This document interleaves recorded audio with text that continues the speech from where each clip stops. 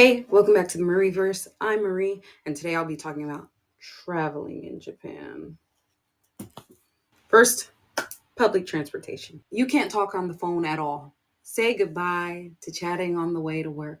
Some people talk or whisper on transit to each other. Speaking loudly or out loud is super rude and it disturbs the peace of other passengers. Some like to stereotype that it's mostly foreigners who do this, but anyone in a group of four or more, even Japanese people, will be the loud ones. Transportation is really convenient unless you live in the countryside. In cities, you've got really reliable options. Trains and subways will be the most likely to be on time to the second. Buses and trams will try their best. Oh, but they're a hell of a lot better than the buses in Orlando, Florida. It took 2 hours to get anywhere. Ridiculous. Then there are taxis, which are reliable if there's one close by, but expensive as hell. The prices of other modes of transportation are pretty empathetic to the working class. Oh, if it rains or snows, it's going to be packed cheek to cheek. In my opinion, internet is not as good as in the States. Plus, like phone data plans are more expensive for less. Even if you get talk, like if you get data for internet and to talk, you're still charged more for it. So it's like you might as well just pay whatever it is without getting talk on there. So you might as well get a daddy. So you might as well get a data only plan. I'm telling you, unless you're fluent in Japanese, you're rarely speaking on the phone anyways. Save the cash. When I got here, for months, I tried to use a portable Wi-Fi instead of a Wi-Fi router. But that thing ran out of data so quickly, bruh. And the rules for when it was fast versus when it was slow were stupid, in my opinion. It's biased, obviously. It wasn't worth it at that point. Even after getting a Wi Fi router, I had many problems still, like having to restart it. Annoying. You hear often that there's no Wi Fi in public spaces. Granted, it's not everywhere, but like anywhere you eat, most likely there's going to be Wi Fi. Airports have it too.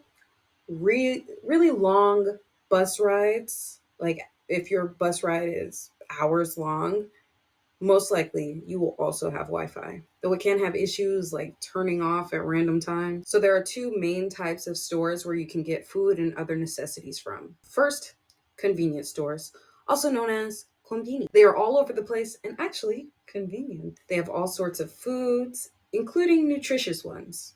If you forget a seasoning or something, you can also grab it from there.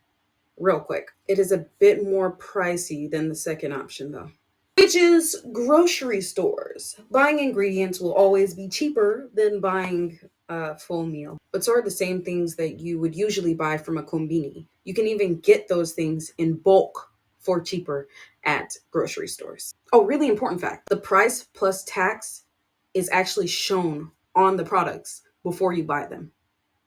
Completely different from America. It's like legally mandated, I believe. But I'm not 100% sure, so don't quote me on that.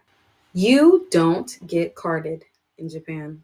In fact, you card yourself. When buying alcohol or cigarettes, you get a prompt on the screen while you're paying, and you have to just click, okay, I'm 21. It's pretty wild, in my opinion.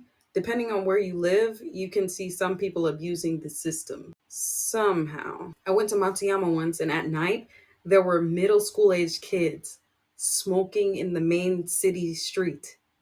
Granted, it was empty aside from very few people, but it was shocking for me because where I live here, I've never seen minor smoking. Konbini.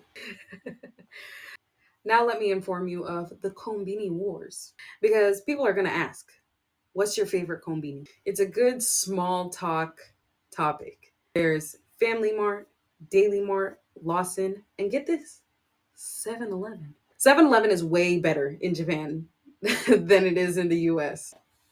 Deadash. Daily Mart is poop. I found a long hair in my chicken from Daily Mart. Never at any other kombini.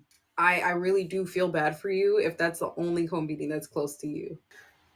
I really You've come to the end of the video. I really hope that you learned something new. If you have any questions about what I've talked about, leave a comment. I have a lot to share about living here and I'll be uploading weekly. So if you want to hear about that, check it out. See ya.